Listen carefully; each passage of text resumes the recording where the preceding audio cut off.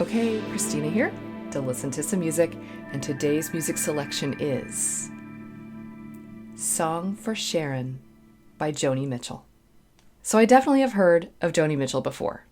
I just have never really gotten to know her music. I know one of her songs, Little Green, and that is because I have a family member who learned to play that song on the guitar and sing along with it. So I think I've heard the original maybe once, but maybe not even all the way through. But I definitely know the song Little Green. So I know that there are some really interesting chord changes and that the lyric writing is really special. And just from the brief time with the original version of the song, I know that her voice is very light and beautiful. I think just very folky is what we have here. So this song came out in 1976, and I'm just really excited to finally get to know this artist. I know a lot of people that this artist means a lot to them. So now I sort of get to find out why. And what else are we doing here on the channel? I'm a professional classically trained musician, instrumentalist, vocalist, composer, and professor. So we dive into a lot of different aspects of this music, how it's composed, the chord progressions, and also how it makes us feel. How do we as humans respond to music? Why does it make us feel the way we do? Why do we like it, or why do we not like it? All of these things really fascinate me. So hopefully I learned something, hopefully all of you learned something, and we have a good time. Okay, so enough talking for now. Let's listen. Okay, here we go.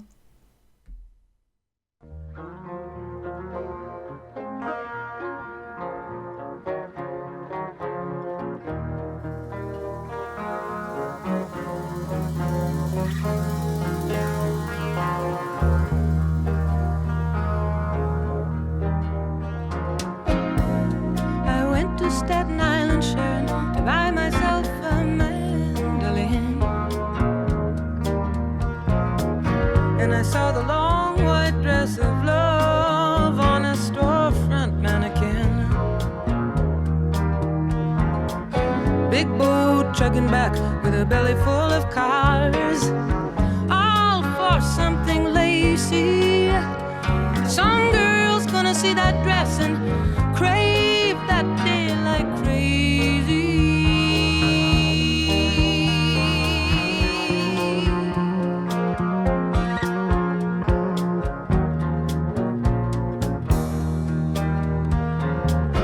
Little Indian kids on a bridge up in Canada, they can balance and they can climb like their fathers before them. They'll walk the girders of the Manhattan skyline. Shine your light on me, Miss Liberty, because as soon as this ferry boat docks, I'm headed to the church to play bingo. Fleece me with a gambler's flocks. Okay, I think we've come to the end of a verse or two or something. I'm not sure. This is really interesting music. It's very flowy, technical term there.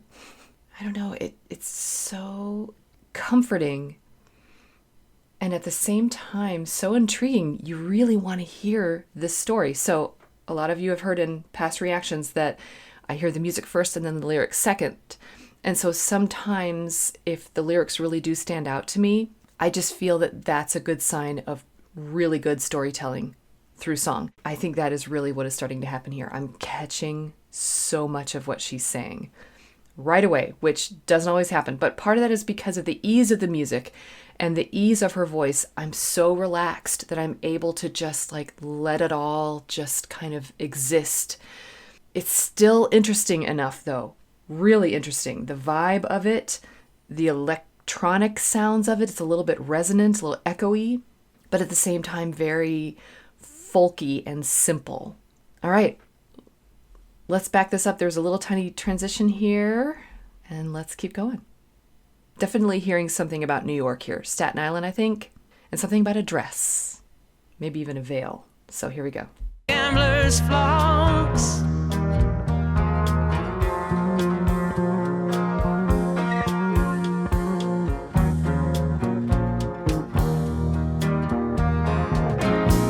Keep my cool at poker, but I'm a fool when love's at stake,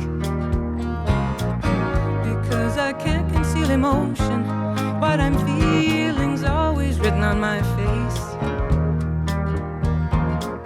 There's a gypsy down on Bleecker Street.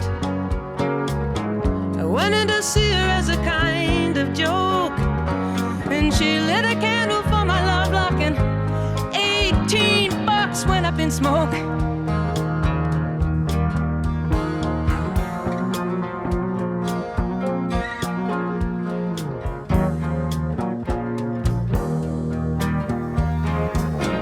Sharon, I left my man at a North Dakota junction, and I came out to the Big Apple here to face the dream's malfunction. Love's a repetitious danger you'd think I'd be accustomed to. Well, I do accept the changes, at least better than I used to do.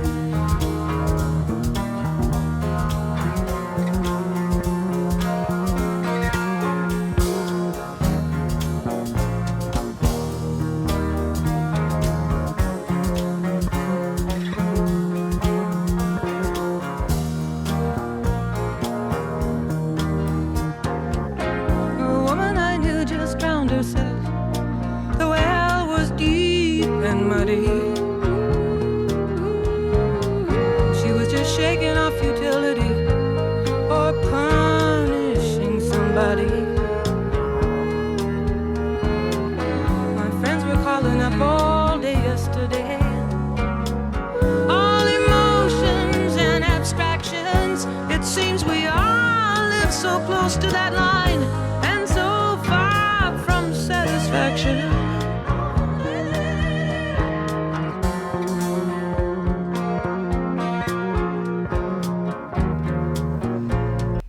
All right, this is really kind of getting into its own groove. Again, I don't really completely know what I was expecting from the one song that I do know, Little Green. That I think seemed to be even more scaled back and simple from what I remember, from what I recall hearing of the original version. But with this, there's more production to it, and I love that. To me, it's like the orchestra. It's the symphonic implementation of music creation, and sometimes it can become a little overdone and overproduced, overly perfected. But with this, I think the dreaminess of it, and I actually think I did hear something mentioned about a dream here, and the resonance and the echoes and everything, and all the interesting voices, those are such interesting voices over the top. And was that also about the dream, or was that more like gypsy? It was almost like a combination, because I heard her like she went to a fortune teller and blew $18. Well, okay. So whoops, we all make mistakes every now and then. But gosh, in the 70s, $18 would have been a lot. So I don't know, it all works together for this atmosphere. It's not just an aesthetic, it's an atmosphere, sort of a soundscape. I love the hook. Da-da-dum, ba-da-dum, ba-da-dum. That's a hook if I've ever heard one. And it's just there all the time. So it grounds you again, like she goes off in the details of her story, and then you hear da-da-dum, ba-da-dum, ba-da-dum, like come back to me. There's more to tell.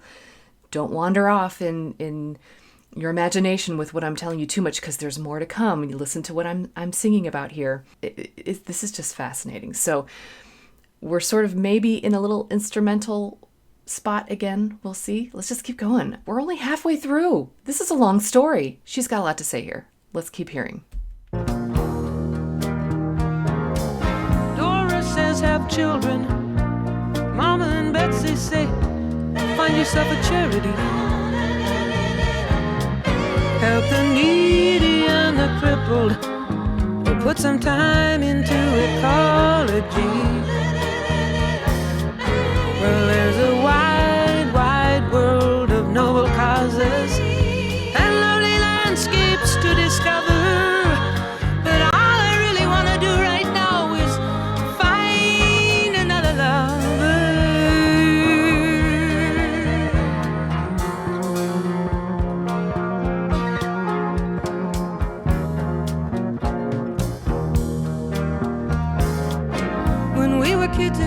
home, Sharon. I went to every wedding in that little town to see the tears and the kisses and the pretty lady in the white lace wedding gown,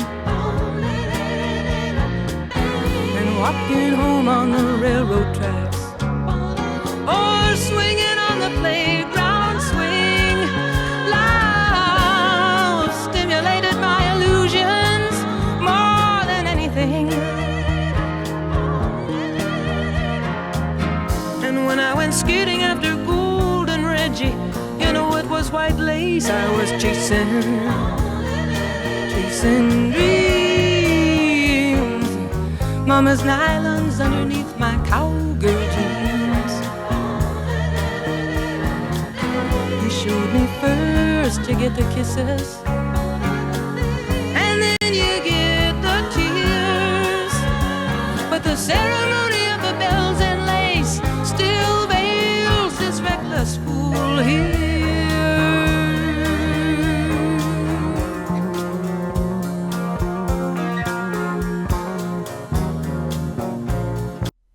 There's that awesome hook, and it's not just that one motif. You hear it echoed in other moments and in other instruments, and it's very, very clever. Okay, I think I'm catching on to more of this story that she's telling here. Does it have to do with either a lost love, or I don't know, it seems to be discussing a lot about being a bride. So maybe marriage or the connection through love or something. There have been clues all the way through. So I heard her talking about seeing a dress in the window in the shop, and there was something about a veil. And then at one point she said, I do. And now she's talking about dreams of little girls and white lace. And then there was something funny about wearing her mother's nylons like under her cowgirl jeans or something. That was so cute. I love it. And talking about little girls playing on the playground, maybe dreaming about growing up, about being a bride. I don't know. And I don't know what her life story is here, so I don't know what her aspirations are at this point. I don't know. But it's obvious that she's telling this from her own perspective. But at the same time, she's sort of talking about the experiences of other girls and other women.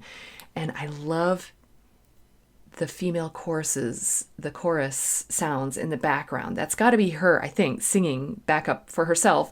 It sounds kind of like her timbre and her voice, but the way she's doing it is almost gospel at some times, like a little bit of the chords you hear with gospel singing in the background, but also almost like a native cry or something. But who's Sharon?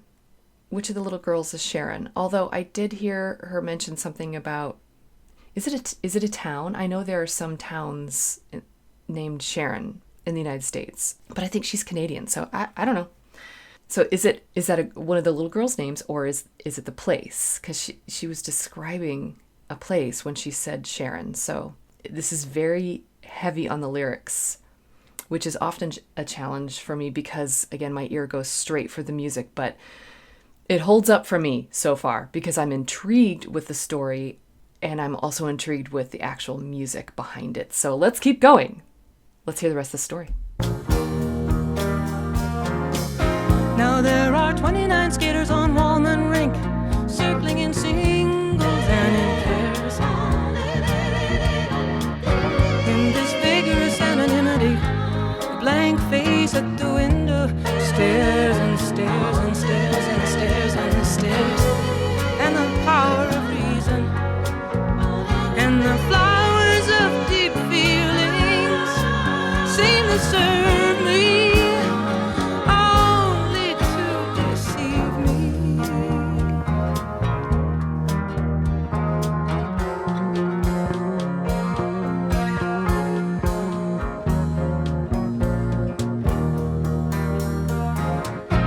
Sharon, you got a husband and a family and a farm. I got the apple of temptation and a diamond snake around my arm. But you still have your music, and I've still got my eyes on the land and the sky. You sing for your friends and your family. I'll walk green pastures by and by.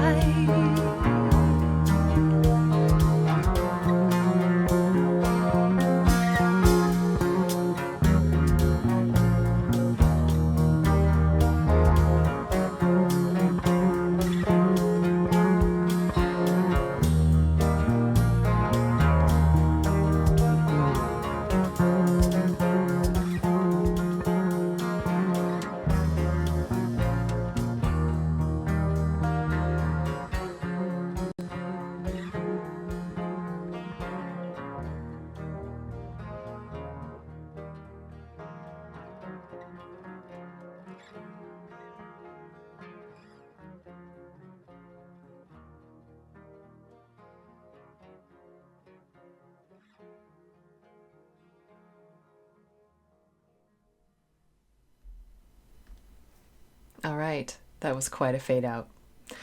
Some of you who've seen my other videos also know that I get really picky, almost opinionated about how songs are ended, because it can be tricky to end a song. You can start a song, come up with a good hook, a good instrumental interlude, but sometimes winding it down can get difficult. So sometimes a song just needs a really good fade out. This one was fantastic. It just went on, and I think that is what was appropriate. Kind of like the story continues. It's representing that the story just is going to continue, even though the words have stopped. I love that representation. It was almost uncomfortable, but at the same time, you want to hear that hook. You want to hear it over and over again. You don't want it to stop. So even as it's fading away, you're just like, no, I want to hear some more. I actually heard different tones and timbres, the overall soundscape that is formed by those guitars in the way they were used. The bass, at least two different other guitars, one more strummed and one more with the finger picking. It formed that sound along with the scuffly percussion, the drum, a lot with the brush and the cymbals. And it was just really, there was something that really drew you in and you didn't want it to end.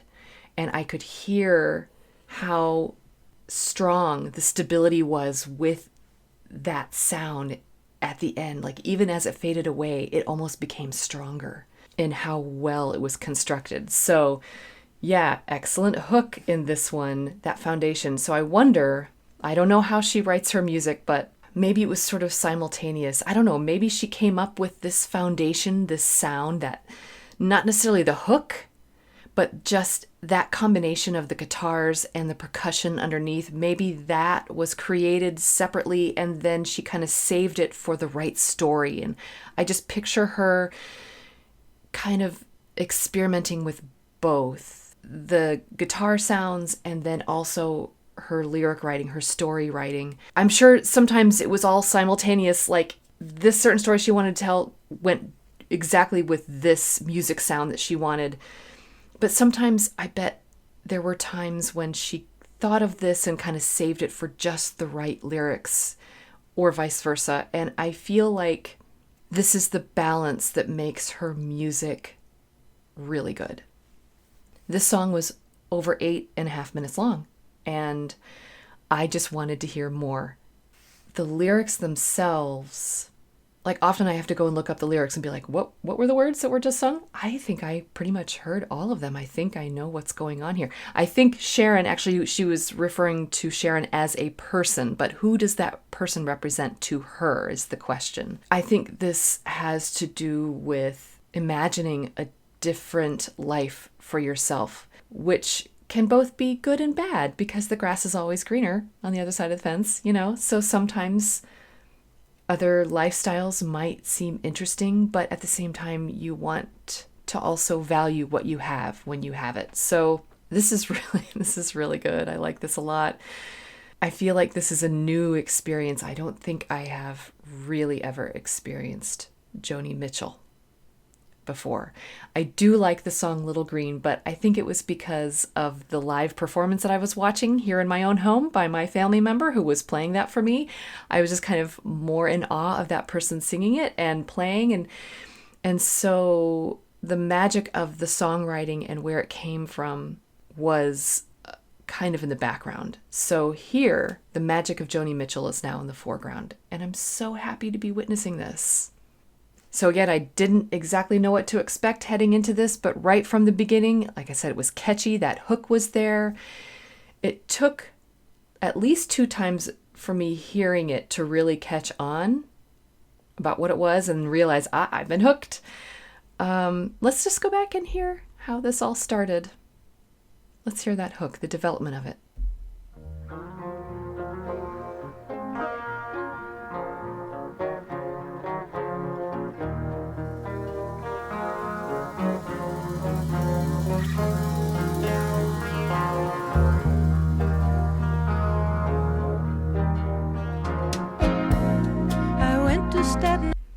Okay, so the beginning of this is very loose. It's sort of like her singing style with the lyrics, where it's just, it's not so structured. There are some phrases where she gets to the end and that should be the last word, but she kind of keeps going a little bit. Because, she's got to fit in her storytelling in there. It's a certain style of singing that I can really appreciate. It does go against a little bit of my classically trained ear, my training here with composing, where you want to sort of be more organized and more finite, but you have to leave room for that artistry. So I love it. But the opening of this is sort of ambiguous. You can't completely catch on to what the beat is. You almost can't catch on to what the key is. Like, you don't know where necessarily it's headed. And the instruments, like, it starts right out with that little bum, bum, bum, that little hook.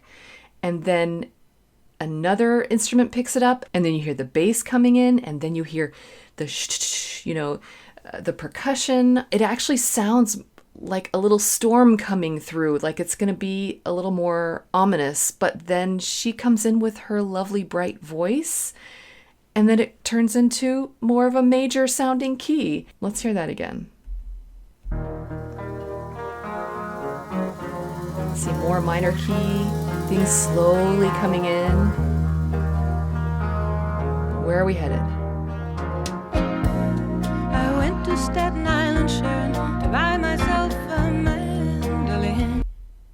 Hearing the instability building, and then we get the satisfaction of, boom, a steady tempo, an established key, like where we were going, and her lovely voice.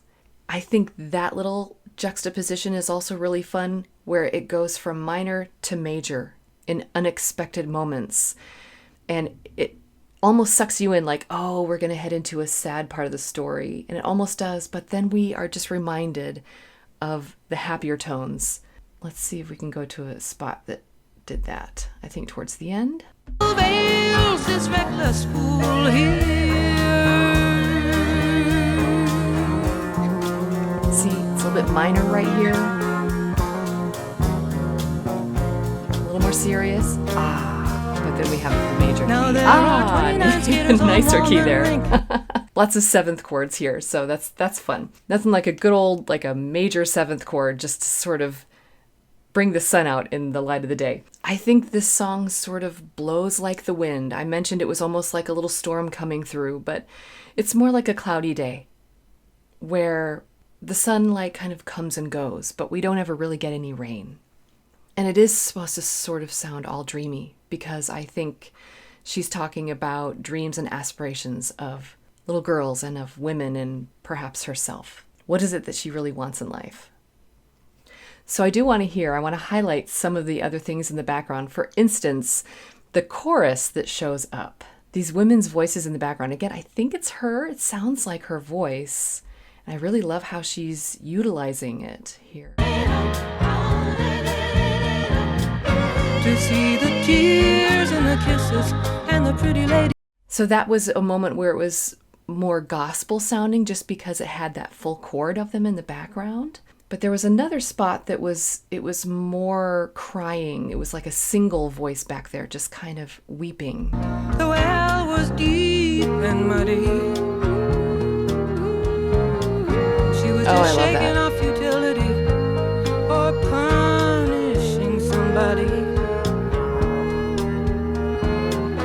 Oh, and that little thing is more, it's derived from the hook. Da-dum, ba-dum, dee-dee-dee-dee-dee. It's all there, and I see where she's drawing from, and it's so well balanced and so well constructed. And then that little bit right there with the vibrato, did you hear where the vibrato came in? I got to hear that again. I caught that the first listening through there, and was hoping I could find it when I go back here. She was just shaking off futility or punishing somebody. Yeah, so that vibrato, very, very wide, very, very wide. Like here's the tone, and you can have a more narrow vibrato or that more wide vibrato. And it fades into the next voice, which again, I think is still her voice kind of doing that, but maybe it isn't, that's okay. But it just fits so well. I love it. I love the chord structure. I love the usage of minor to major and back and forth. I love the happiness that comes in from the seventh chords, and I love the rambling of her lyrics. It's so comfortable and it's so pleasing, and I'm just so happy to have heard this. Okay, that was Joni Mitchell with Song for Sharon. I really do consider this the first time that I've really listened to Joni Mitchell. I've not heard her talent and the magic that is in her music until now. And I can honestly say that I think I'm going to become a big fan of hers.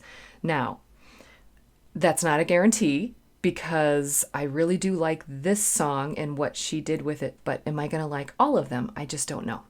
Is she the kind of artist where all of the songs are drastically different? Or is this one the standout and the rest of them are all kind of similar and this one is just different? I'm hoping not. I'm hoping that this is representative of the breadth to which she composes her music. I would like a good mix of true simplistic folk music and then a little bit of this electronic, more resonant sound. But regardless, I like her storytelling here, and I love her voice. It's so rich and beautiful, and she sings perfectly in tune, and I like how she utilizes vibrato just in a very limited manner and very distinctively. And then the magic on the guitar work. Add in a little bit of that shuffly percussion, and you really do have some magic happening here. So is this going on my playlist? Absolutely. Will I listen to this at any given time on any given day? Sure. It's not the kind of thing where you just have to be in just the right mood to listen to a certain song. This can be like an anytime, everyday type of song. You can listen to it on a surfacey way, or you can really let it sink in. It's there for you how you need it to be there for you. So I really love that. And again, I love the idea of that hook and how simple it is, da-dum, ba-bum, and that she just took full advantage of it all the way through and through, from beginning to end, in all of the voices. There's something really genius about taking something so simple and turning it into the foundation of a beautiful piece of music. All right, so don't forget to do all the things, like and subscribe, become a patron, support the channel on Ko-fi. You can become a channel member. And as always, just remember that you don't have to be perfect. Just be okay and keep listening.